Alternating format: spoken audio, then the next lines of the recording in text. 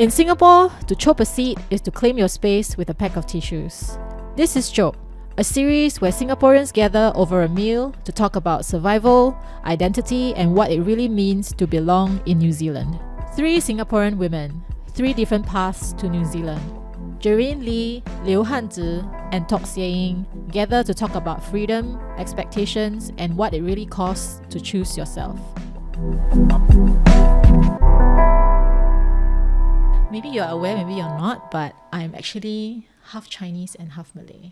So I celebrate Hari Raya. And today is, I guess, a special occasion because one of my festivals that I celebrate, which is Hari Raya.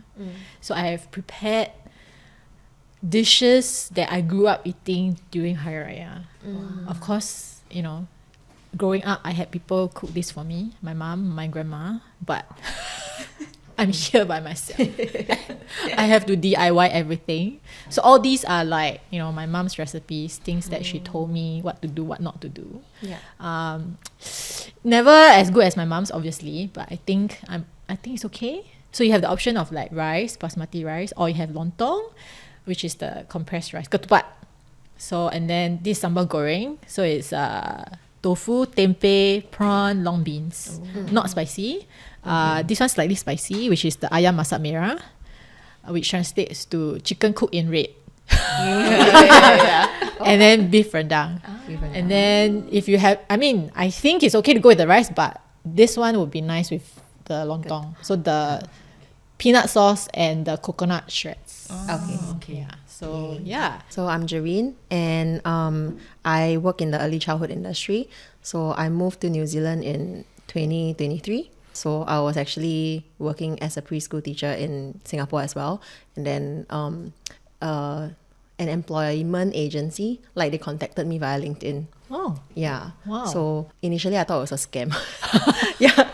But then I'm like, why not? Because at that point in time, like 2022, when they contacted me, I was actually having a holiday in South Island. Oh. Yeah. So they asked whether I'm keen to like, come and work in New Zealand. I think at that time, like early childhood, they need teachers. Yeah, it was like a skills shortage. So I was like, oh, why not? Just went for the interview, and then I went to research. After the interview, I went to search for like, this place that I'm actually interviewing for, and also the owners, and I saw that they're actually on news, so it's not a scam. Legit. Yeah. And then I decided, oh, why not? Like, because at that point in time, like Singapore work was so stressful. I was like, it's like a mini escape. If I go there, I don't like it, I can always go back to Singapore. Yeah. So I just took it up, and I'm here. Hanzi? Hanzi. Can, anything. It's okay. Hanzi, what about your story? Okay, so for me, actually, I also came in 2023, but I came September. So it has been 2.5 years now. For me, it's actually really thanks to my company. So I was working in the same company back in Singapore, and I'm still working with them now in New Zealand. So back then, I was already highlighting to my boss that I want overseas experience. Like, I just want to try working overseas because in uni, I didn't go for exchange. I didn't really have much of this overseas experience. So I want to try something.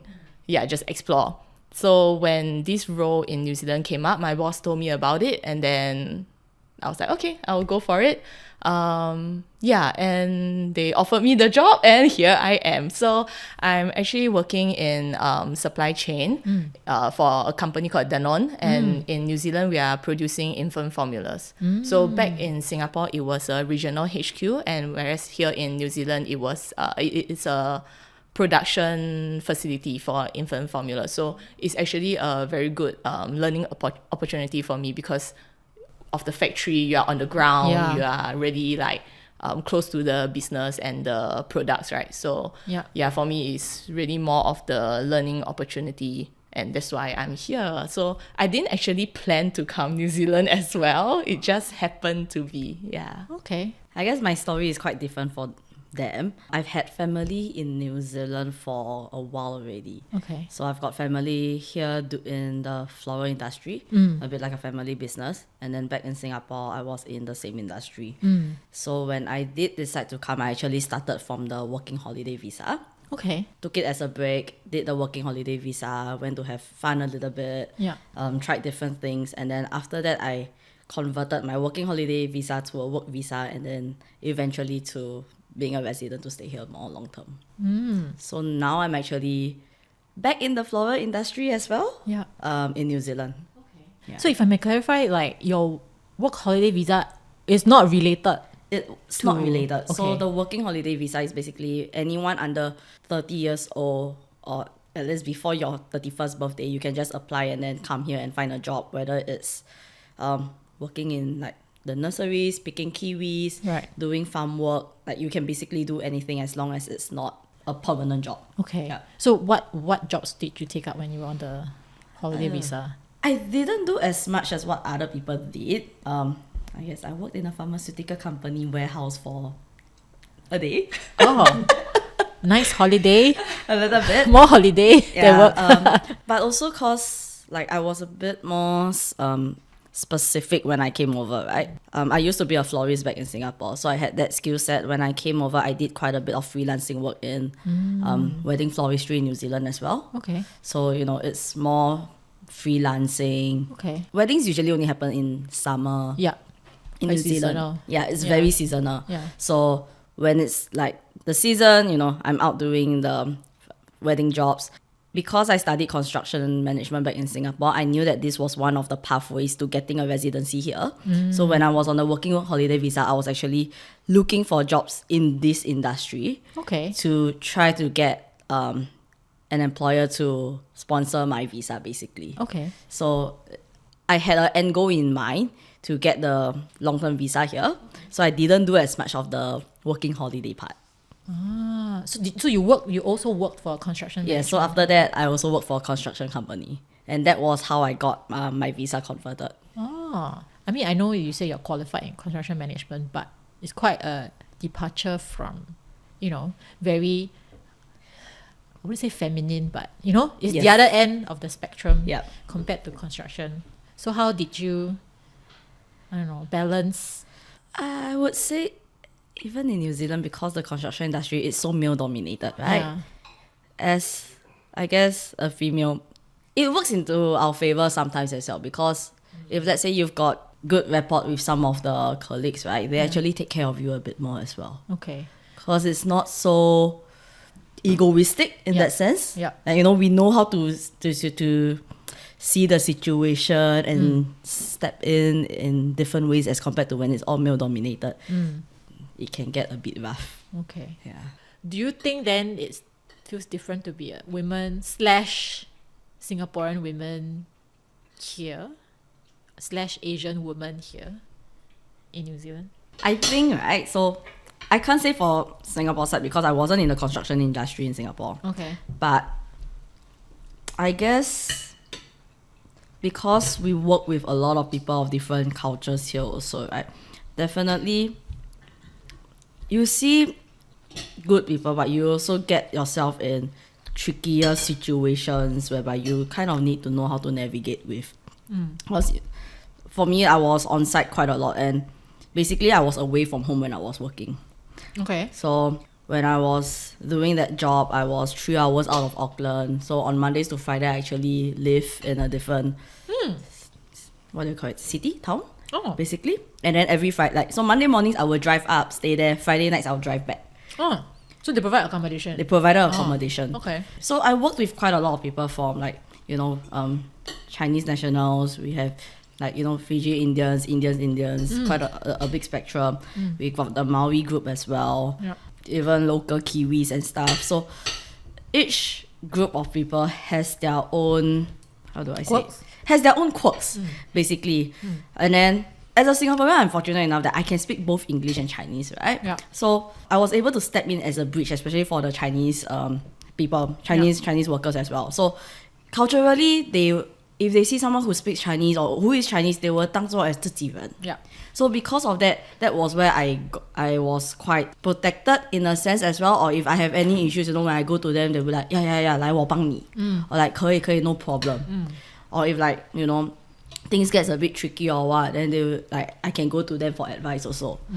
When it comes to some of the other cultures, then I did have issues as well, whereby either like they don't really care because obviously being Asian woman, probably they just kind of see you as like like that, or like I am quite young also. So in terms of that, being able to get respect or what is can get quite tricky. Okay. Then for the two ladies here, I mean, because your industry is in supply chain, could be a mix or could also be male dominated, not sure. I would say my industry is actually more FMCG, CPG, so consumer goods. So it's not exactly supply chain. I'm just working in the supply chain department of the company, which is in consumer packaged goods. One thing that's very interesting for me here is it's very diverse. So I have colleagues that are from, like as what Ing mentioned, China, India, the very standard Asian countries, but also I have colleagues from like South America, from South Africa as well, and from like really all parts of the world. Yeah. So for me, it's a lot more, I guess, learning about the different cultures. The good thing, I guess, is everyone is very open and very accepting of each other's culture. So we'll always talk about like, oh, what are our differences, and sometimes also there's a lot of similarities. So I guess my experience so far is very good, and in the sense I'm very lucky that my co-workers, they are all very, very nice, very friendly, and very open to share about their culture and experience as well. So you're, when you said more diverse here, is compared to Singapore. Yeah. Even though Singapore was the regional office, it's still not as diverse as it is here. Yeah, which is something that I'm quite surprised, because back in Singapore, I thought like, oh, we are very multicultural, right? Like we are a multicultural country, and then in addition to that, because my company is a French company, so we have a lot of expats from Europe. Compared to Singapore, here is really a lot more diverse. Yeah. Like in Singapore, the office is still mainly Singaporean Chinese, right? Singaporean Chinese still take up the bulk of the population there. Yeah, but here, it's really all sorts of people. Very interesting. Yeah. Okay, so I guess that Singapore is not as multicultural as we think it is. Yeah. I think that's something that I realized after coming here. Yeah. I mean, I have the same feeling as well. Sometimes, like as Singaporeans, because we are told we are multicultural, right? And to be fair, we are like the regional hub. By the definition of the word, it just means there will be a lot of intersection points. But it wasn't until I came here that I realized truly what multiculturalism really looks like. Jareen, in your early childhood space, what is your experience? I only realized like, well, there are a lot of different cultures here when I moved here. Because in Singapore, I mean, we have the usual the Chinese nationals who work in the preschool in Singapore as well, together with like Singaporean Chinese, Malays, and some Indians. But here, like we have a range in our preschool. So I work in a forest preschool. So we actually have people from like South Africa. We have a Thailand teacher, and then we also have like Chinese nationals, Indians, the Kiwis of course, and then Maori, Samoan. Yeah, so it's really a huge mix. So initially when I came over, I was quite nervous because like, I mean, in the education line, like because I studied in Australia before, so when I did my practicum there, like you can tell that they kind of think that English is not your first language. In Australia? They look at you, they think, oh, English is not your first language, so you're not strong. So I don't know what are the expectations of my colleagues when I come here. Yeah, but then they're actually very welcoming as compared to my previous experience in Australia. Yeah, so they don't have these assumptions, and maybe also because there are a lot of expats there as well, so they are like kind of used to different cultures, people coming from different countries and backgrounds, but also speaking the same language, I mean, which is English. So I don't actually feel out of place when I work in the early child industry here, or at least for my center. Open to all. What do you think being able to work in this multicultural environment, what has it taught you? And you know, in both your cases, which we will dive more after this, it's like if you intend to go back, what are the key takeaways from this experience that you think you can take home, or that might change your perspective of how we define multiculturalism back home? I think Singapore multicultural is just, we say only, but actually it's very focused on just the Chinese, Malay, Control. Indians. Yeah. Yeah. When I was in Singapore, most of the people that I work with is also majority is Chinese. Then obviously, then sometimes you interact, you have your colleagues who are like Malay or Indian, but it's very limited as compared to here. I think like for myself, it's like, because when we are in Singapore, we are the majority, because Singaporeans, Chinese, like, you know, we are the majority, so we don't actually feel like what the other races or, you know, people feel, like the other cultures. But then moving here, like, it sort of like, you know, takes your perspective to another level, because you see from a minority's like you know, point of view, like how they actually feel, like with the differences in cultures and all that. So if I go back, I don't know, like, not sure if I'm going back, but yeah, not sure if I'm going back, but yeah, I guess I don't know. So okay, so maybe just taking your point, like you not going back. So I rephrase this question for you, like, what has your experience of working here taught you, like the multiculturalism perspective, like from being a majority to a minority? I guess because you see things from a different perspective, right? So a lot of times when you are the majority, you just take things, you just assume that, you know, we are being multicultural when we, you know, be friends with them. But actually a lot of times, like, you know, we don't take the time to understand their culture and really like find out, you know, what are our differences, because technically we are not the ones that need to adapt. People adapt to us. Yeah, people adapt to us, so we don't really need to go and find out their culture. Maybe, okay, we know like, oh, this food is good, like this Malay food is good, this Indian food is good, but we don't really know about like their, you know, like what they celebrate or what it actually means to them. Maybe to take the time to really go and find out. Because I would again assume that the person who has the highest chance of going back is you. Correct. Very correct. So the question is most relevant to you. I feel like it's it really opened my eyes, this whole experience here, right? And actually, even though we are exposed to different cultures, different countries, in the end, the sense of belonging and community still lies with like fellow Singaporeans. So that's the people that we still hang out with the most, that we are the most comfortable with. So I guess on the other hand, it's also an appreciation for Singaporeans, for us? Yeah, for Singaporeans.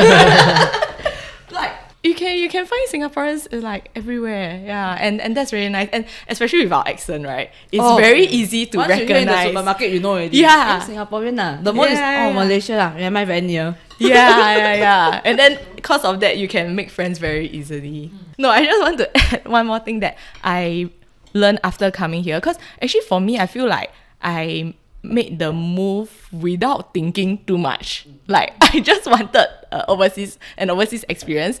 I got this experience, and I'm like, okay, let's go. I did, there were some financial considerations, but that's for another topic. But yeah, I just came here not really thinking too much, not expecting too much. And I feel like I really learned a lot about myself. And being back in Singapore, I can see that I will continue living with my parents all the way until maybe I get married, then I will finally move out. So I will stay with my husband, right? So I won't have time alone to really live by myself and then understand myself. So for me, I think this is a very good experience in the sense that in New Zealand, I'm taking care of everything by myself, right? Like housing, car, groceries, laundry, this kind of normal day-to-day stuff is all you have to do it or not. No, nobody will come and save you. But also then you know like what you really value and what are some things that you can let go of, you can give up. It's not so important, right? You really from this experience, I think really like I get to know, okay, what is important to me. And I really enjoy the freedom. So just curious, then you said a lot about, you know, being here helps you learn more about yourself. So what have you learned about yourself? Like I learned to love myself more. Like at the start, when I first came here, right, because I took a pay cut to come here, and then the cost of living here is not exactly cheap, right? So at first I was like, okay, buy the cheapest, must save money, like cannot spend too much. But then after that I realized, I need to treat myself better. Like I need to pay for quality instead of just finding the cheapest thing. Like paying like 1.5 times more usually doesn't mean you just get 1.5 times better in quality, right? It's usually the quality is more exponential. So a lot of this kind of self-love, self-care, and also really being able to allocate my time by myself. So not really realized, but like I've always known I like reading, but back in Singapore, just somehow I didn't have the time to do that, right? So over here, I have so much time. My time is all mine, right? So I can like, okay, I want to read every day. Then that's something that, I managed to do. I want to exercise. I want to do this, do that. I can just allocate the time. If you were to have a conversation with your family members like today, and then they're gonna ask you the same question, someone could say, "Oh, 你变了," you know, that kind of thing. How would you respond to that? I guess this one I can chime in because in a way I kind of still have family here. So are your parents currently here? So my parents are in New Zealand like half of the year. So they travel between New Zealand and Singapore. Okay. So sometimes they're here, sometimes they're not. So it really depends on the seasons or the months. Okay. When I first moved over, that was a bit of the topic that, you know, we were quite careful to talk about. You know, as a traditional Chinese Singapore family, we are all not very vocal with our thoughts and with our parents. Parents, for me, sometimes siblings also. We learn that as family, we cannot 计较. We help each other as much as we can. You know, we support each other, blah, blah, blah. But then as we get older, it reaches a point where everybody has their own ideals of what they want their life to be or what they prioritize. And then eventually, we all step out into, you know, getting married, moving out, this and that. So for myself, me moving abroad was kind of the first big move, I guess, because, like, you know, my siblings were still all at home and everything. We were very much that kind of family, like, oh, you need help, 我帮你, or like, before you say anything, I offer to help already. That kind of thing.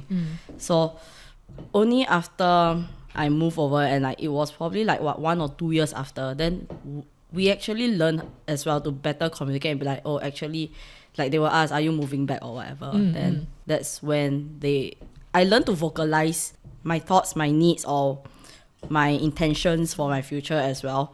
And in New Zealand culture, everyone here is they're very liberal, they're very vocal. It's very like, I know how to take care of myself, or like, she'll be alright. Yeah, it's quite chill, right? And if let's say, you know, you need a time, nobody really doubts. So, and they always remind each other to put themselves first. So I learned a bit of that as well, and that's when I learned to not to be apologetic about what I want or what I feel. So when I was able to have like all these honest conversations with my family as well, to be like, oh, actually, you know, not to say that it's wrong, but eventually as we go older, we need to kind of really look into our own paths as well.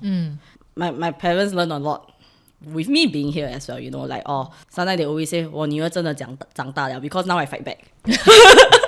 Like when they say something, I'm like, no, but you cannot think like that. Like, yes, even though that's what traditionally it's right, but then if you think about it, then how would I feel? Or like, it doesn't make sense for me because I will see it in a different way. So it is also through all these, I guess, small conflicts or conversations that we all learn how to be more honest with each other, with with our own life also. Then all this also, through a few attempts and stuff, then changes the whole concept of, you know, how my family manage with each other on these topics as well. So if I may ask you all, so is the trade-off of not being the majority in your own country worth you now being a woman but a minority, but yet you are able to say, find your voice, be honest, love yourself more? Is the trade-off like a good thing? Like, you lost your majority status, right, which is in Singapore, but you might be a minority here, but I get a sense like there is a lot more gains. Mainly for myself is like the work-life balance is so much better. And I think for my industry as well, like because we are women dominant even in New Zealand. So in my current center we have like I think 20 over teachers, only 2 males. So I'm still in the like woman dominated industry actually. So for myself it's really the work-life balance, because in Singapore, right, there's no such thing as a break. Like, so here as a teacher you get non-contact time to do your paperwork. You have like proper lunch breaks where you get out of the rooms away from the children to have proper breaks. But in Singapore, it's just like the children are having their naps and then you are having meetings, you're having your lunch all at the same time. So there's no break. And like your paperwork only happens after working hours. So when I decided to come here, it was like the breaking point, like because I was like so stressed at work. That's why when this opportunity came, I'm just like, I'll just take it. Were you actively seeking out at that time? I wasn't even actually. I was just like, you must be manifesting. Someone is manifesting for me. Thank you to that person. But yeah, I wasn't, because I was already so fixated. Like I was already on the path, like because I was taking an advanced diploma in leadership. I was then I was a vice principal at that time, and then moving forward, like actually the following year I might have been high chance like taking a center by myself already. But then it was too much stress at that time. So when this opportunity came, I just took it. And actually the trade-off is very worth it, because the work-life balance is so much better here. The people here, they value their personal time a lot. So you can see, you know, working hours. After working hours, don't come and look for me.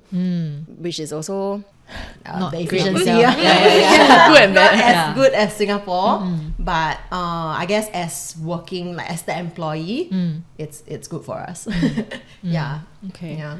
So just now, like Ying also did mention, actually whatever experiences you have, you still come back to like the Singaporean community, right? So like, tell me about how you know, like found each other. I think I was more straightforward. So we were acquaintances in university. We stayed in the same hall. So when she posted that she was moving to Auckland, then I replied her Instagram and be like, hey, I'm here. Let me know when you're here. At that time, I also no friends. So I'm very happy to have No, you got friends lah. Not really lah. A bit lah. 说凄凉，这边羊比人家多。Yeah, 可以 very 去， difficult 你可以去找羊也是。不会讲话咩？ So that's actually a funny story. Like, cause my role, I was not the only one that was interviewing for my role. So there were other colleagues that were interviewing for the role. And then one of them got a feedback from HR saying that, I think New Zealand might be too boring for you. Like you? No, not for that me, person. for my colleague. Because she's very she's very like neat friends, and she likes to talk a lot. And then it's like you only got like meh to talk to. You got not enough people to find and talk to. So like Never let her go. No, not never let her lah. It's just the feedback from HR. But in the end, she also decided that it's not for her. Yeah. But so I'm very thankful to Seng and her family when I first came here. So basically, I think did you fetch me? No, you never fetched me from the airport. I fetched you when you moved place. Yeah, but she fetched me when I moved place, and then she brought me to Kmart. Wow, that one is really like it's a whole new world. Then you buy everything, buy all the pots, pans, cutleries, all the basic stuff, bed sheet, all these chapalang stuff, and then like... Wait, are you all roommates, huh? No. Oh, so you stay in separate? Both of us. I'm renting a room in her parents' place. But you're on your own? Yeah. Okay. Which is like a few minutes drive from us. Okay. Okay, so you found each other because of your in Singapore connection. Then how about you? I was on a more lonely trip, because when I came here, it was very chaotic, because like my teacher's registration didn't get approved within the time frame that I wanted. Okay. I didn't know that I couldn't travel here without a valid visa. I mean, I applied for a tourist visa, but then I only bought a one-way ticket because I thought I was going to work here, right? I don't know when I'm going back now. So when I went to the customs, they're like, you can't travel because you don't have a return ticket. And I said, but I have my job offer, everything, like, can I? Yeah, no. So on wouldn't spot, the employee agency like help you? No, actually they're maybe let's not name them, but they're quite not very useful. But if they found a job for you, then wouldn't they sort this out for you? That's the only thing that they helped me with. But no. So everything I had to settle myself. But basically, on spot I had to buy a return ticket on the very last day of my tourist visa. So that I flew. So when I went there, when I came here, I didn't start work, right? Because I don't have visa and everything. And I was waiting for my teacher's registration. But I also don't have a community. I actually tried contacting like the Singapore Auckland Club on Facebook. But God, if you don't want to use that, but because the older generation, so nobody replied me. And I was trying very hard to reach out to like communities. So I actually... We get it. Yeah. It's okay. Don't have to say a lot. We get it. So I was trying to find like people. So it's very difficult because I haven't started work. I don't know anyone. Like I literally came here alone. I was living with my landlord at that time. Like he's a Cambodian. And his partner is from China. They are really, really very nice people. But then they are also the only two people that I know here. So desperately I joined a lot of like Auckland people groups on Facebook. There's this like Auckland Women's Tribe or something. And then I saw like someone posted so I just replied like some random people that I'm keen to make friends with, like some mostly Asian or early childhood people. So then I met up with these two friends. One is Malaysian Singaporean and the other one is from Hong Kong. And then shortly like the friend like introduced me to like another Singaporean friend, which brought me to a Singapore like event. I think Chinese New Year Singapore event? Chinese New Year lunch gathering. Like that's where they book the restaurant and then there's a lot of tables. And that's where I met like the both of them. No, but you need to know the reason why we got close. Yes, please tell me. It wasn't because of that. Like we met, we just I thought she looked familiar. But we went through like all our schools, everything like nah, possibly don't know each other. Common face. Common face. Common Singaporeans. So I think because they were close already, right? Like I mean they know each other. So I think they were lacking in like one mahjong kaki. I see. And then they were asking around like who knows how to play mahjong. I was like, hey, me. And then we played once and then it became a regular thing. So that's how we got close. Mahjong got us close. I see. One of the great advantages of gambling. You know how to play mahjong? I do. We have 4 of us here. I do, but that's all I can say. I do. That's all. Because I can tell you guys are like the Seabed expert kind. Like When I cannot make I it. was still learning. I think they saw how bad I was. We saw her from level 0 to now. So now you're level what? Don't know, must ask them. Good enough lah. Okay. So you all have the automated mahjong table, is it? Yeah. We started with the manual one. Wow. Then You after buy that, from, you can buy from here? I Taobao. Yes, Because guys, not New only Zealand my have parents Taobao. was starting to learn also. Then like, I have cousin and my aunt here also. So everybody was like, okay, like New Zealand nothing to do ma. Especially in winter nothing to do. So they're like, okay, let's learn mahjong. So we make it a weekly thing to learn. So after I think 1 year of the manual table, we decided to upgrade to the auto table. Wow, I see already. Quite tempting to buy from my mother-in-law. Wow. Because she... I send you link later. Okay. Okay, interesting. How long were you here? Me? Yeah, already. This is my 8th year. Wow. Longest. Yeah. I don't know like not say long, but also not say short. Because I came before COVID. And after shortly after 3 years was like, I don't know, twilight zone during COVID. I mean during that period. Was a bit of a So I mean for me and my husband, we came here without like anything. So didn't have like a job also. So on hindsight, when we think back, it's like, wow, we sibei. YOLO. Like sibei uji. I mean he has, I don't have. But thinking back, like, wow, it's quite amazing to come to where we are today. I mean, just from the perspective of like, came here, don't know anyone, and then because we didn't know how long he would need to take to find a job. So my girls and I actually stayed in Christchurch because it's cheaper there. While he's up here looking for a job. And thankfully, like, he got one, like, I think by the 5th month. Otherwise, like, I mean, our resources are finite, right? I think any longer we would have gone home. Although when I came here at that time, people were saying, oh, you know, a lot of people also cannot find job. They end up working in Woolworths, Pack and Save. And I'm like, I'm not saying I don't want to do those jobs, but if I can help it, like, I'd rather not, you know, because, I don't know. I mean, Singaporean pride, I'm not sure. So what visa do you all come in on?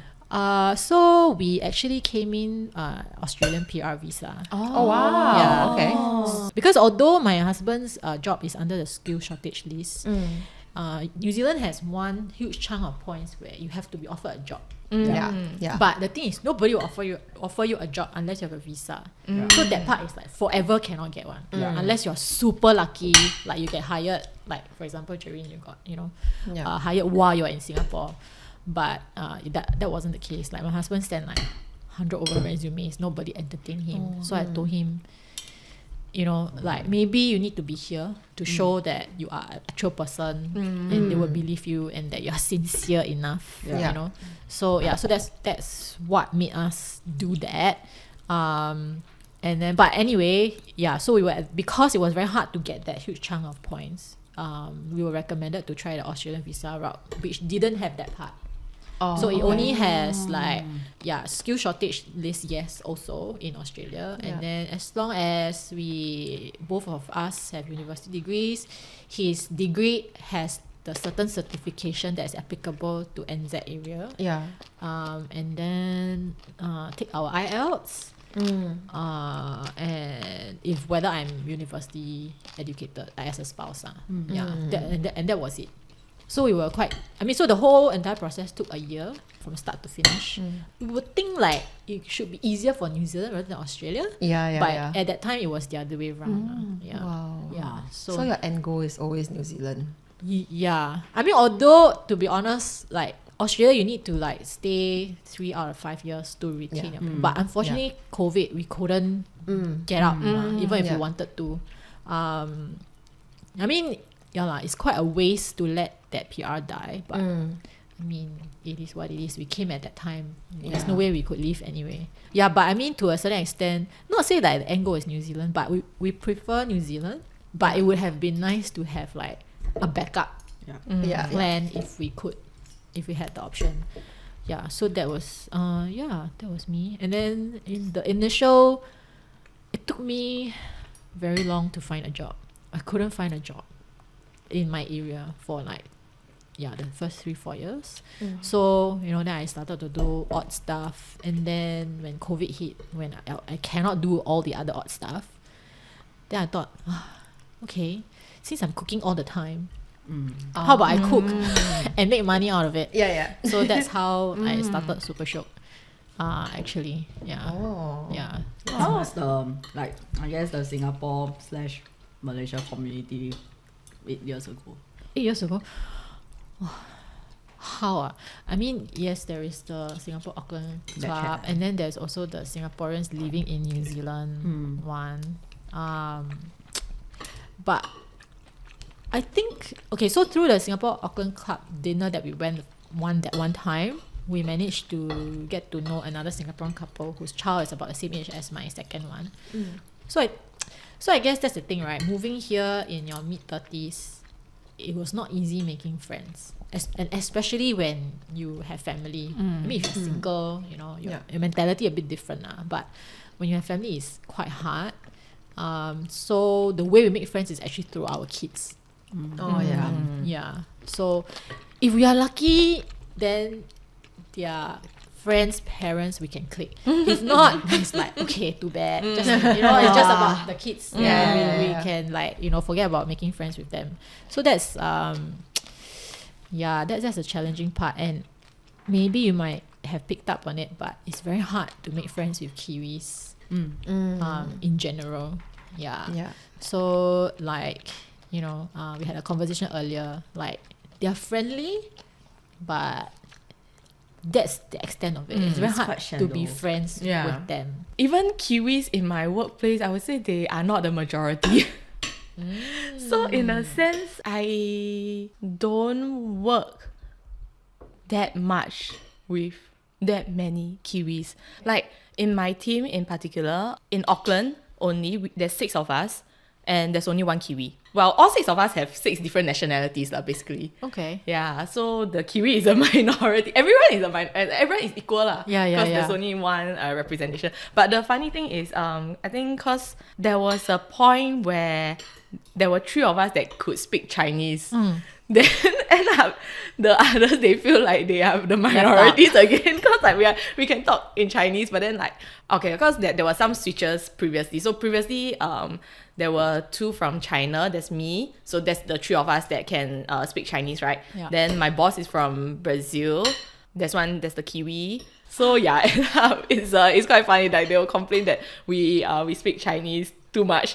And then but my boss, because he's Brazilian, then there are other Brazilians in the company as well, so he can speak like Portuguese with them. Yeah, So you really have touch points with Kiwis actually? I do, but it's not that much. Yeah, okay. But I would say but then one thing I realized about working here is really, to put it nicely, is very chill. To put it not so productive. politically, Not productive. not as productive and efficient as Singapore. Yeah. But like what Jerry mentioned is people, and actually saying also, people value their work-life balance. End of work usually is end of work. So maybe that's also why my company has actually more Asians in the end, because we will still put in the hours after hour. Like we are still okay to work after hour in case of anything, because the production is actually running 24/7. Yeah, so then do you think being Asian and being Singaporean then is a liability? liability As in, like, it's the whole idea of being the model minority, right? Like, yeah, I mean, I'm sure, ask any Asian, yes, we know we can do the thing 2-3 times faster in smarter ways, right? But then it might backfire on us, so then we get more work. Performance punishment, right? Like the better you are, 能者多劳 yeah. So what do you have to say about that? It's true. I mean, it's true.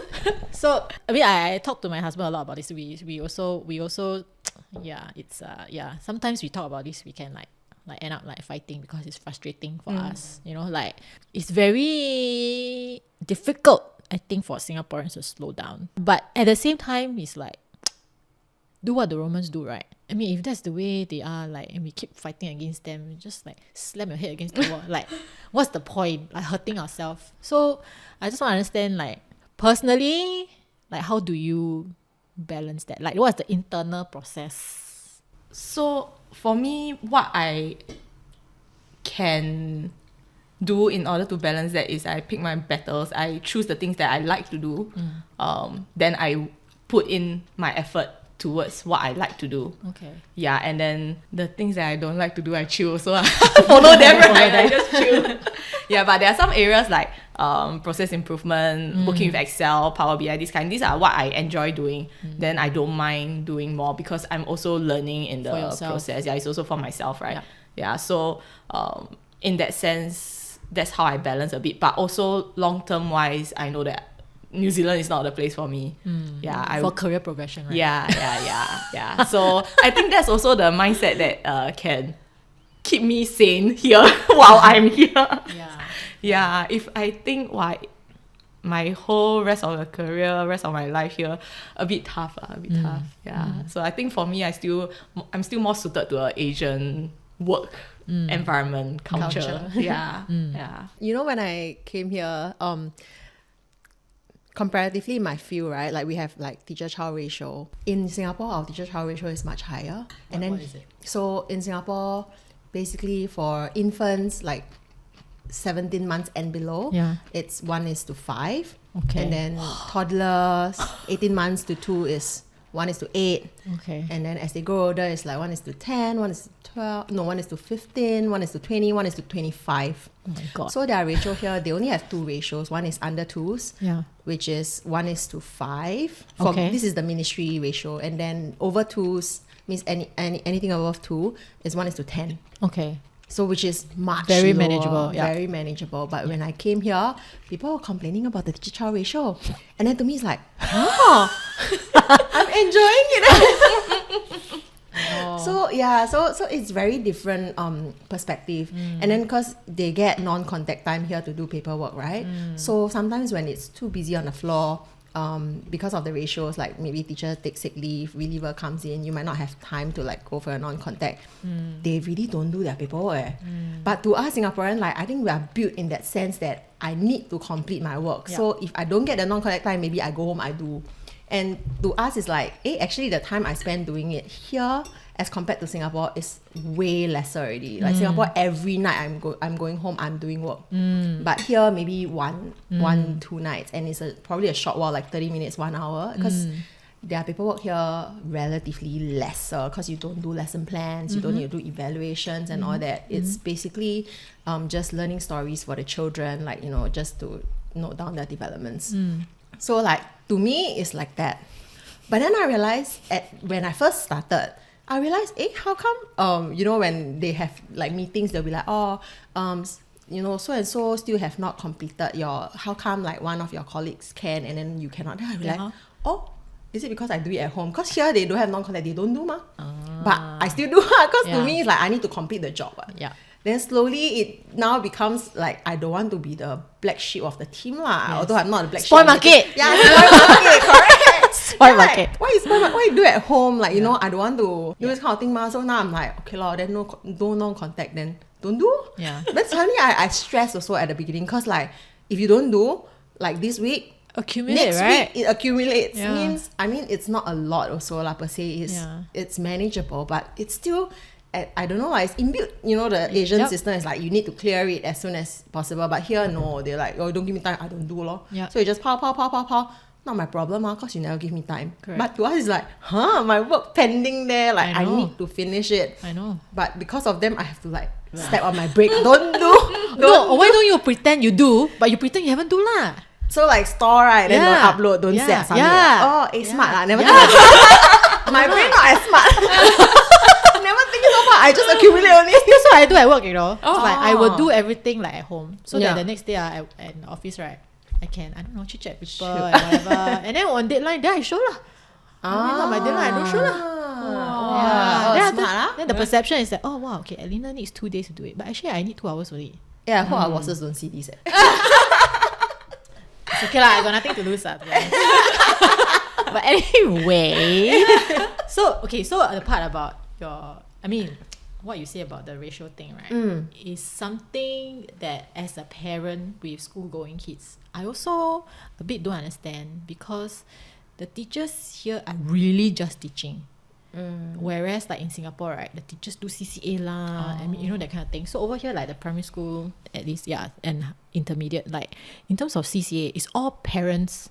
So like let's say if netball season, hockey season, whatever, the coaches, the team manager, the umpire, it's all parents volunteer. Wow. It's not like that. It's not the teachers. Like in Singapore, it's all teachers, right? They have no PE teachers here. I thought they do it. They don't. It's like whoever is the class teacher takes like pretty much all the subjects. So then then as you know, they are always striking also, right? So true. I mean, from a parent, it's frustrating because when the teachers strike, the kids have to, have to stay at home. Hello, what been you know, that kind of thing. So I'm like, what are they complaining about? First of all, the ratio is quite low compared. Singapore is like 1 to 40, minimum 35. Here it's like 20. Maximum 25, right? And then like I said, they don't have to do all the CCA stuff. No tests, no mark. No exam to prepare the kids for, right? I heard some of the lower primary don't even have homeworks. Yeah, don't have. I mean, every day I ask, so what do you do at school? How is school today? Good. I said, do you have homework? No. What do you learn today? You know, it's like, okay, luckily it's free. I mean, not free lah, taxpayer money. But whatever. Yeah, so I struggle. I mean, don't get me wrong, I respect teachers. It's not an easy job. But it's like, you guys really need to go out, you know, go to the real world, you know, and really understand what it's like to, you know, like the pressure, like all the extra things that you don't get to, you don't have to do. Yeah, like at my workplace, right, I have people like being hired for 0.1 FTE, 0.2 FTE. Oh, what's that? So FTE is full-time equivalent, which depends on the organization. It ranges from 37.5 to 40, right? So meaning if 0.1 FTE is 0.1 times 37.5, so 1 week you only work 3 hours. Oh, yeah. Oh, no like wonder, like sometimes part-time I see part-time online, they will see like, yeah. can hire 0.8 FTE equivalent, something like that. Yeah. That's what it means. I was what it wondering what it means. Yeah. So I'm like, huh? 0.1, 做 me 3 hours for 1 week, hire you. Yeah. Okay, do what? So what they do? I don't know. I don't even know who actually allow this kind of nonsense. But actually, it's quite common. So It like, is very common. You have a lot of part-timers who just do like 15 hours or 20 hours a week. Yeah. Then but, they can like but take I care also of their think it's a family. scam. You get what I mean? I mean both ways lah. Maybe you pay me 15 hours, but actually the work you give me you let me do actually is 30 hours.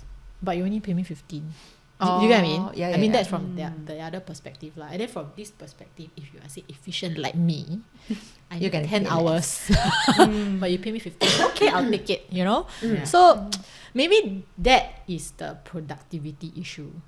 We were just talking about it on the way yeah. here, but it's like the other way though. Like we are talking more on if you are paid hourly, right? Yeah. Then you have no incentive to do things faster. Yeah. You will want to drag it out for As as, much as long as possible. possible. Exactly. which- And it's cost to organizations. Yeah, exactly. Yeah. So I don't know. Like, it's a very common thing here for What do we know? we are just salary employees. We are just Singaporeans. You know, Singaporeans that a lot of Kiwis actually look up to and want their country to be like ours. So one thing I think also being in New Zealand make me realize that really like nobody is going to save us. You know, but at least in Singapore we can say no, the government, which is true. Right, like we are protected quite a bit lah. Yeah. Right, anything happen, GST voucher. Yeah. Anything happen, cooling measures. Yeah. You know, so there's always something to protect us a bit, buffer us a bit. But over here, it's like you are 100% exposed, man. You are on your own. Goodbye. You know, they don't really care about you. So I think that's one thing I appreciate a lot coming here. Yeah. Like after leaving there lah. Yeah. Yes. Yeah, There's that- so much that the fact that the everyday life we already have to do a lot on our own is a metaphor for what it's like to live here. Yes. Yeah. Yeah. We really appreciate Singapore after coming out. Yeah. The efficiency. public transport. When you go back, say, wow, so fast my bus come. Then over here, the bus are on the app say whatever, right? Wait, where Scarlett already go lor. Then like, why nobody update the app? Then my poor child like once she missed the bus, right? The next bus is 20 minutes. I said, Carrie, forget it. You go and walk to school. Like, wow. It's like you set people up for failure, no? Yeah. You know, like, I mean, I work at a university lah. I remember one time I was walking to work, and then suddenly this person like come rushing to me. He said, "Oh, where is this room?" I said, "Oh, over there." I said, "Oh, what are you here for?" He will take my exam. I said, "Oh, okay, good luck." Yeah. My exam started like what 9 o'clock or whatever. I said, "Huh? It's 9:45 now." I said, "Yeah." It took me 2 hours to come from West Auckland. Oh my god. I was like, On public transport. yeah. I was like, huh? Like your public transport system fail your students. Yeah. You get what I mean? Like in Singapore, remember when the train wasn't working, right? And then LTA like supply buses for the kids to get to PSLE or whatever exams that was at the period of time. Here's like it's really 自生自灭 like goodbye, not helping you. 自己保重. So but- scary Public transport really cannot. Yeah. I've been here 3 years. I've never taken the train because every time I want to take the train, they're under maintenance. Wait, Flatbush got train meh? Not train. I was at Penmure. Oh, Penmure. Yeah, because I go there like for car workshop, right? Yeah, and then I yeah. was like, drop my car and I take the train to the city. Every time it's under maintenance. Like, you know, I don't know what they're doing with that train. I know. I've never once taken a train in my 3 years here. I know. That's why they like the city, the whatever city rail, like whatever nonsense thing, 6 station. Wow, 8 years already, still haven't. We all 8 years. Singapore, how many lines? 3. Is it 3? I think so. Is it 3? They say I saw the LTA like I don't know in 2016 it was like less than 100, and then by 2026 like 160 something stations kind. Then got brown line, then got the Yeah. blue line. Circle Yeah, line. circle line Yeah, complete yeah. and whatever nonsense. Wow, here 6 stations there. Yeah. So see me, man. I'm so thankful. be like Yeah, we can. Wait longer. Like, lucky, like, we all know how to drive.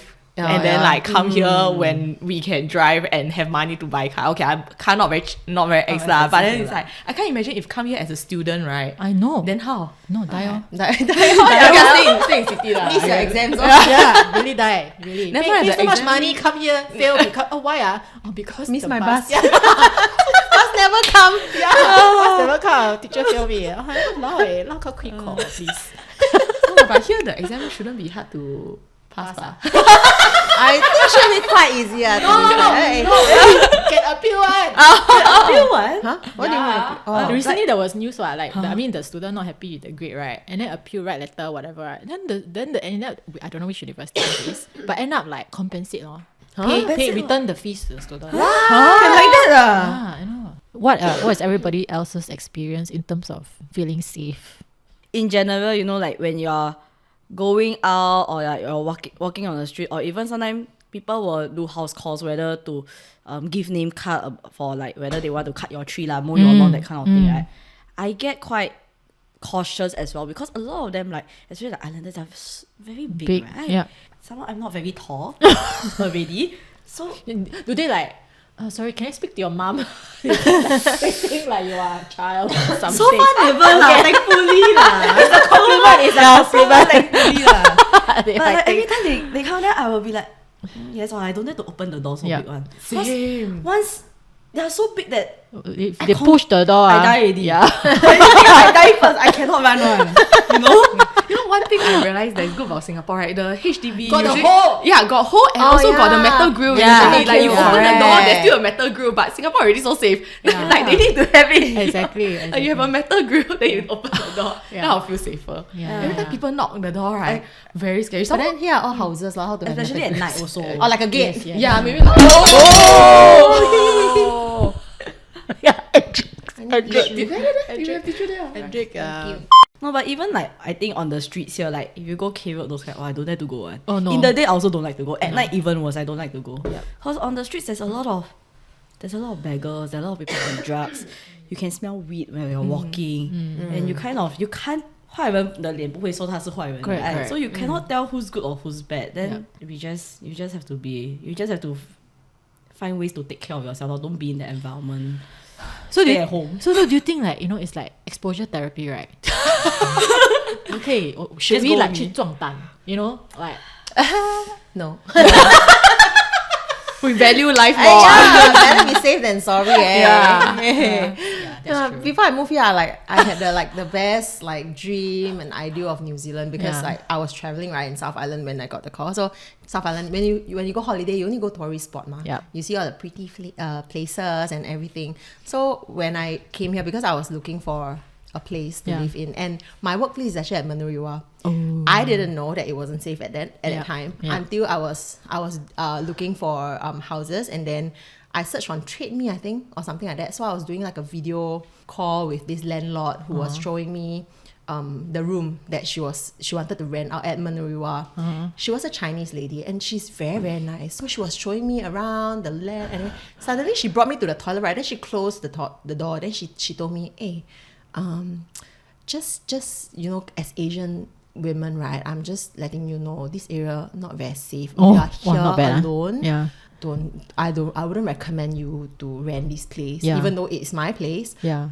And we have security system on the house and everything. Yeah. I still don't recommend you to stay here lah. Yeah. Because the house itself is probably safe, but walking around the area, she was telling me that currently she's renting out some the other rooms to Kiwi and I think European people, but they know the area better, and for a single Asian women, you're coming alone with nobody, better not, because at night not very safe if you want to walk. Then I'm like, then I'm like, okay. For a landlord to tell you that, it's very scary. I was like, should I still take up the job? Why am I coming to such a dodgy place? Then I was like, that's why I asked her, then where can I stay? Because I don't know, I don't know anything about North Island especially, because I was traveling in South. So she was telling me, hey, she introduced me to this like Chinese, the sky kiwi. Sky kiwi? Sky kiwi. Yeah. Then she told me, you go there, then cause Manurewa is quite near the Flatbush, and then you can like search for Chinese landlords. At least we are Asians, we take care of Asians. That's what she told me. Yeah, and she's like, Flatbush is not that far either if you're driving. Yeah. So I recommend you maybe look around the east area. Yeah. So. Thankful to her. If not, I probably would have rented some random place that's nearest to my workplace. Well, not bad. You got a lot of people looking out for you. Yeah, right. Blessed. From the LinkedIn offer all the way to my house. 前世积的德啊. Yeah. So I mean, I had a senior who got a job offer from Singapore, and then he called me to tell me like he's coming like first, and then after that his wife and children. And then I was like, oh, so where do you think of wanting to stay? Then she said Manurewa leh. I was like, huh? Like, why? Oh, because it's near the Botanic Gardens. Dude, that is the no. I literally no. Was he thinking it's like similar to Bukit Timah? Botanic Gardens, right? I was like, no. First of all, Auckland's Botanic Garden is terrible. I mean, compared to Christchurch, I prefer the Christchurch one. But anyway, so I said, where are you working? Penrose. I said, then it might be better for you to go Mount Wellington or St. John's. Because you got 2 kids, right? Manurewa, I mean, I don't know. Got good school, man. They say, I don't think so. I think have, but they say like Manurewa is quite like big. They say there are some areas that's not so good, like dodgy, but there are some areas that's okay, can live. Yeah, but then my Kiwi friend, that time we went to Manurewa McDonald's, right? Then she's like, come, you look at the street on your left, it belongs to da-da-da-da gang. The other street here belongs to da-da-da gang. So don't cross this thing. I'm like, McDonald's is safe. I'm like, okay, thank you. And then she was telling me, when we come to this area, we try not to wear like bright red or blue or whatever. Why? Different colour represent different gang. So like if you wear the red, how would you t-shirt, know? I know. I was telling her, I got an Asian face. Do I look like I belong to the gang here? I wear red, then the blue gang will come for me. Then I was like, that's okay, Then that time we celebrate National Day, right? So I wear red. I love SG t-shirt in my center. And then after the celebration, faster jacket zip up before I go out. Yeah, damn scary. It's like actually you are not scared until people mention and then you are aware. But the self-awareness is very important also. Like, yes. I mean, we wouldn't know. Yeah. If not for the landlord, I stay Manurewa. I probably walk at night also. Don't know. And it's one of those things like, I mean, you come to a new country, try and error, but that's one of those things you don't want to try and error. Because I don't know, because like to us, I think we have the assumption that New Zealand is a very safe country until we came here. So recently I met, I mean, because I'm studying my master's, right? So one of my classmates is, Singaporean. Also mother, but so got here on student visa and brought the whole family in. Then we are parting ways. So I said, my car park is here and my car park is there. And then I said, wow, you park so far. Like, because our lessons end quite late, it was winter. I said, wow, you park so far. Hoping that she will know what I'm trying to tell her. And I said, yeah. But okay, I see like the government website, it says Auckland is very safe. Which government? New Zealand government. Well, of course, government website lah. They cannot say not safe. They cannot promote their country as not safe. Exactly. Right. Thinking, which government would say? Beware. To be fair, my boss say that Auckland very safe what compared to Brazil lah. My South African friends also. Compared to Auckland is safe comparing if you compare to the So okay, I'll try walking to Albert Park at this time of the day. Then you can tell me if it's safe or not. So I think like so we Singaporeans are really very protected. I mean, it's like people joke. I was just about to say that. Like the recent time I went back to Singapore, this guy, I mean, it was just me. Then he said, can I sit here? I said, sure. Then he put handphone and go and buy. And I was like, so much trust. I don't want to be liable later and brought that is me, It's like we are so, I don't know. Singapore also Starbucks. Yeah, you just leave your laptop there and then go toilet. Disappear 1 hour. 1 hour, wow. Go eat lunch, then come back study again. So everything there only. Oh my gosh. Here gone already. 5 minutes gone. Confirm. Put in a car also can gone. So we've established that New Zealand is not very safe for women. That looks like us. Especially if you're alone. Yes, especially alone. So then I guess As a single woman, what is then the merit of coming to explore a country like New Zealand? I guess it depends on your intentions of coming to New Zealand, right?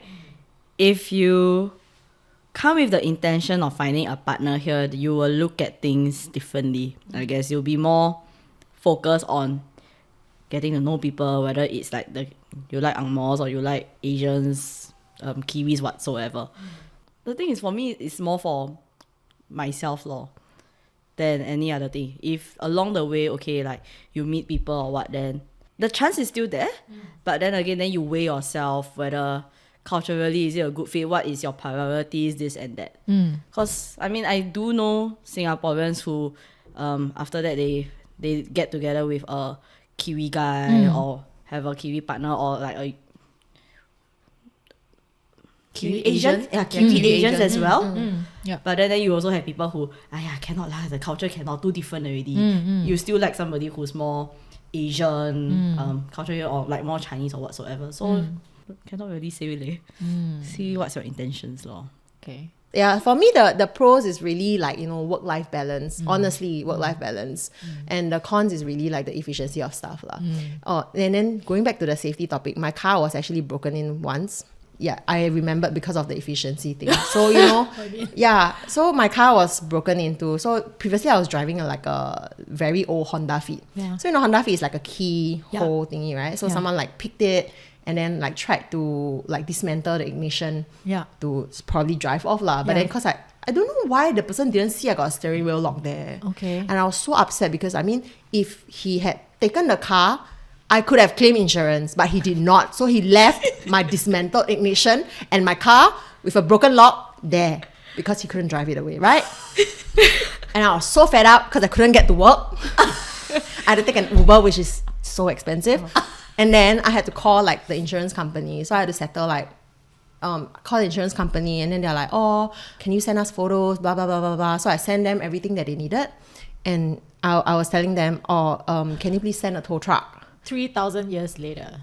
Yeah, no. The best part is she asked me, can you drive your car to a workshop? Huh? And I was like, did you see in the photo that I sent you? I literally have nowhere to put my key right now. Okay, I can like, how do Flintstones I it. start the car? And then I was asking her, do you think it's a safe car to drive right now? I can, if you think I can start it. I can't even start it right now. You can teach me how to start it. And she's like, oh yeah, maybe we should send a tow truck. I was like, yeah. And so your point, right, kind of reminds me that a lot of times I feel like I'm being gaslighted. yeah, Like they the kind of response they give to us, right? It's like, am I the stupid one? yeah. It's like, me doubt yourself. Yeah, doubt yourself, Yeah. So what do you mean? Yeah. Like 这说什么？不可以 cannot move the car while you're gonna drive there. What are you And talking about? honestly, then I was still looking, when she was on the phone with me, I was still looking to put my key. Like, the whole thing was really dismantled, and then like all the parts are like on the floor already. Yeah. Like, what do you want me to do with that, man? How do you mean drive to your workshop? I wish I could, because like, your missing tow something, truck right? took forever to come. So it like, they told me, oh, we'll try to arrange it for tomorrow, but we might not be able to make it. And I was like, okay. So it took like, I think 3 or 4 days. No, that's not the best part. Okay, after they towed my car already, right? Yeah. My car, it was just a lock, right, and the ignition. In Singapore, probably max 3 days. Okay, 3 days. I probably can get it settled already.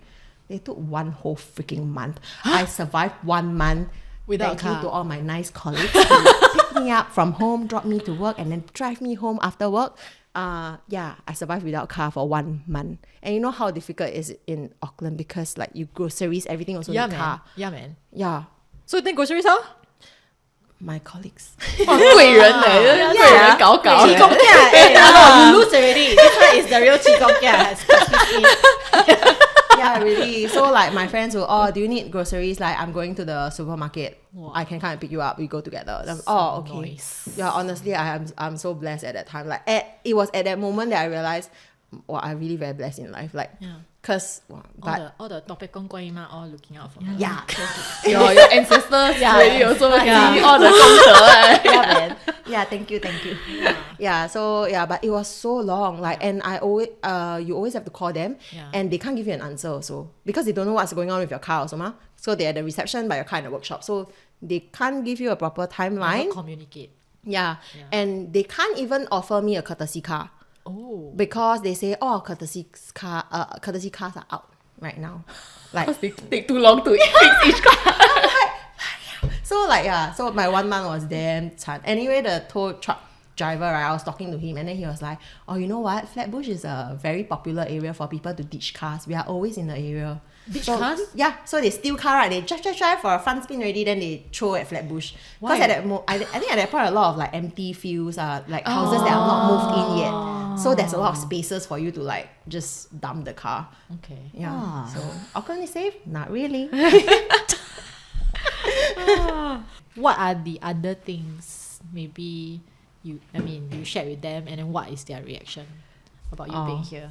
Actually, my family, I think my parents especially, like they even when I first made the decision to come here, they were not really for the idea. Okay. Yeah, my dad is a very typical Asian man. Like he wouldn't say, 我不要你去, you stay. He'll say, 随便你啊，你去. But when I really like applied for stuff, bought my ticket, 你真的去? That kind of thing. Then always like say like subtle things to like 暗示 like, I think you stay better. 就是 你真的要去啊? Like you're gonna be alone. Like Are you the only daughter? No. I still have 2 younger sisters and 1 younger brother. So I'm the first one though. Wow, you're super 大姐. Yeah. Okay. Yeah. So my mom is like also same lah. Like you know the Asian parents, they wouldn't tell you, hey, we love you, we miss you, everything. They're just like, 你要去你去咯. Then after that, 你 okay 嘛? Like so. Yeah. They still show concern lah, but it's you still as a child, especially the first child, you still feel guilty for leaving them. Especially when they're aging also. Yeah, so and then I also have my siblings who would also try to guilt trip me about my decision. But at that point I didn't think of like really, really long term. Like because to me it's like I'm just trying it out because I was so stressed in Singapore. I just want a break. But then this is something that they cannot understand. So no matter how I share my thoughts, right? Like they are just like, 不然你 because I was a vice principal, right? So they're like, 不然你不要做 VP 啦. You go back to being a normal teacher, regular teacher. Then I was like telling them, it's not about my position. It's about the workload in Singapore, the entire working culture there. I just need a break from that at that time. Yeah. But they keep telling, saying like, coming here, you're taking a pay cut. And so all these kind of things, like I cannot even complain to my parents. Yeah. Because if I complain They will to them, say they'll like, be like, 你自己自找的。你要去的吗？你不要，那你回来咯。This kind of things. So you just suck it up lah. Because you cannot tell them. You can only tell them the nicer things ma. Yeah. So whenever they ask how much, okay 很好很好. And then inside like bleeding. Like that parency job lah. Don't dare to say.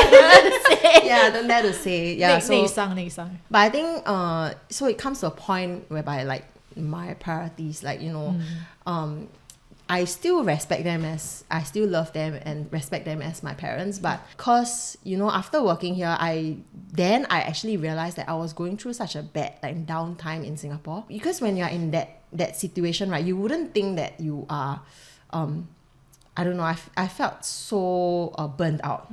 Yeah, it was until you remove yourself out from the situation and then you realize, actually I was really, really very, very burnt out. So it was to a point where like, every time my phone notification went off, because I need to do staff rostering and everything, right? Every time my phone notification go off, I don't even need to check notification to see what who it's from. It's already giving me anxiety because I feel like this teacher might one teacher might be taking medical leave again. This teacher might be having urgent leave again, and all this inevitable. Like I don't blame them for it, but the thing is, it is costing me and my mental health. So at that time, it's like I agree with what like my siblings say also, like your parents are aging, you should be there spending time with them. But then what about myself? Because at that time I wasn't in a good mental state, so like a little bit of things only I get very triggered. You can't even hold a meaningful relationship with people because like a little bit only snap. Because especially when they don't realize or they don't understand the stress that you're going through. Yeah, so every Sunday at that time, like we spend family day together. But then cause like sometimes Monday to Saturday you're already working already, then you're so stressed, right? You just need a break. Like maybe 迟一点起来 we for yourself. late afternoon then we go out.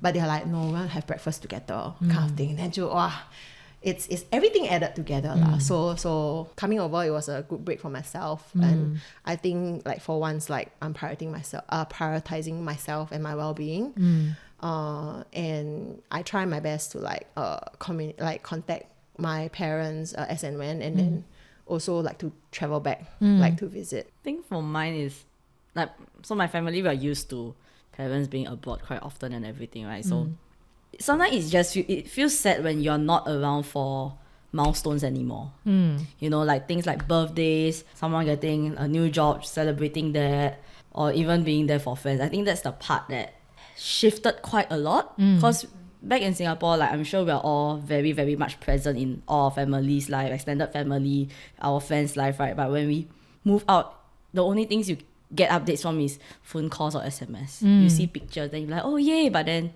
you're not really there.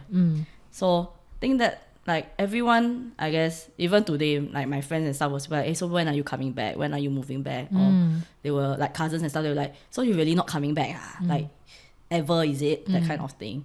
It gets to you sometimes, but you cannot, for me, because I don't know where my future goes at the end of the day. I might go back Singapore, I might not.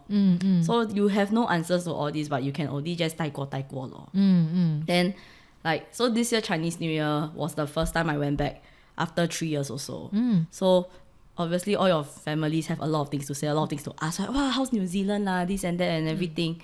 I guess in a way, because of that time of being apart also, you know, sometimes they say time heals all wounds. Not time heals. Distance make the Heart grow fonder. Yeah, everybody also 比较贴心啦, or like they see the changes from 3 years ago and 3 years ago also. Then even though at the end of the day it's very different journeys, right? Like you're no longer in the normal Singapore life of after uni, get a job, settle down, everything. But more and more people are more accepting that young people should go out and explore, go and experience the good, the bad, the whatever. Then come back, also a lot of stories for them to hear. That's true. Coming here, yes, it's tough in the sense that I have to do everything myself and hold the fort by myself. But heart to heart, I dare to say that without all these distractions and inputs from people, right, it's the better for my family. Because it's a bit like 相依为命, kind of, for the four of us.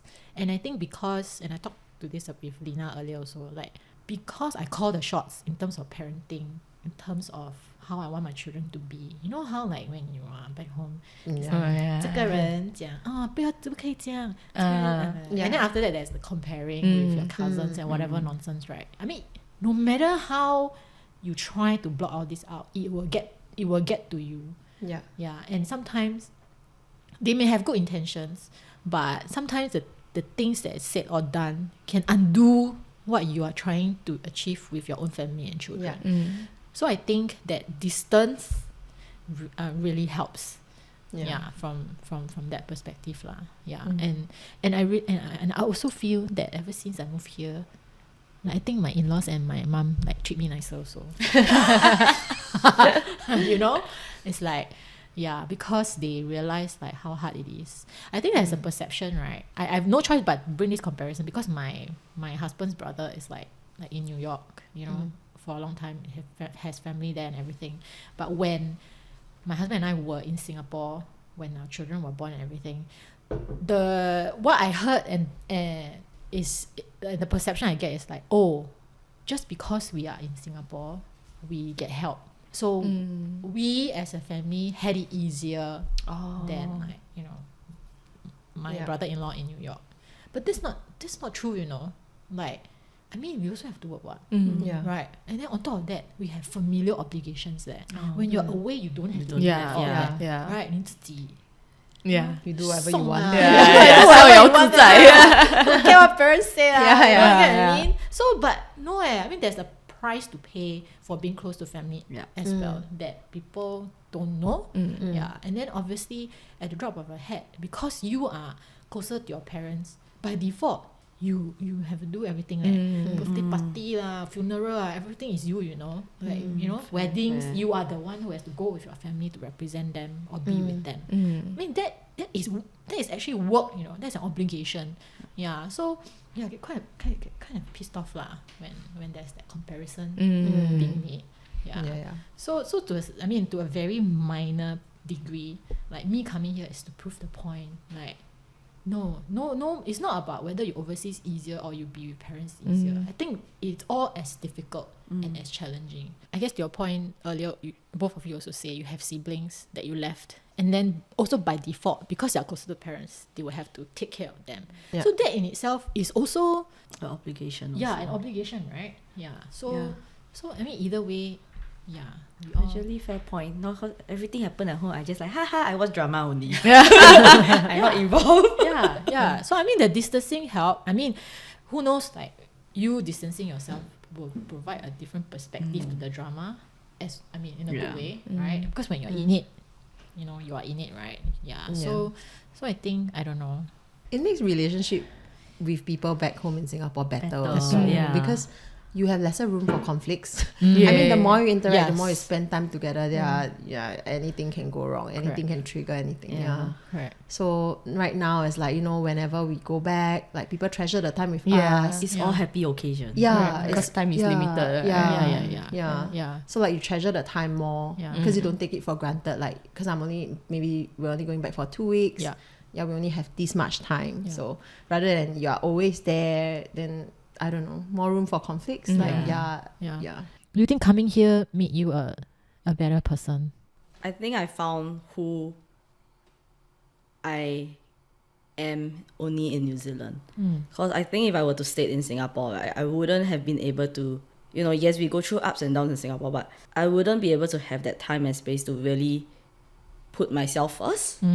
Being in New Zealand, I think with all the space, all that, you know, you don't have as much obligations, this and that. You get to be yourself, with your thoughts a lot more. You get to be a lot more intentional with, you know, the choices you make or the kind of person you want to be. When I was back in Singapore is a very fast-paced country, right? It's very, I like to say, it's always very overstimulating. I think if I was to stay in Singapore, I'll be so kept up, swept up with all of this. I would just be chasing the next thing, you know, chasing the next holiday or chasing, need to start thinking of, you know, buy a house, buy whatever, that you don't actually take a step back to think, is this the kind of person I want to become? It is only through here, then, you know, you see how, I guess it's a bit of taking in the Kiwi culture as well, to be a bit more chill, a bit more go with the flow, you know, a bit more me first, family first, that kind of thing, to really have that insight as to, this is where, this is the direction that I want to go for myself.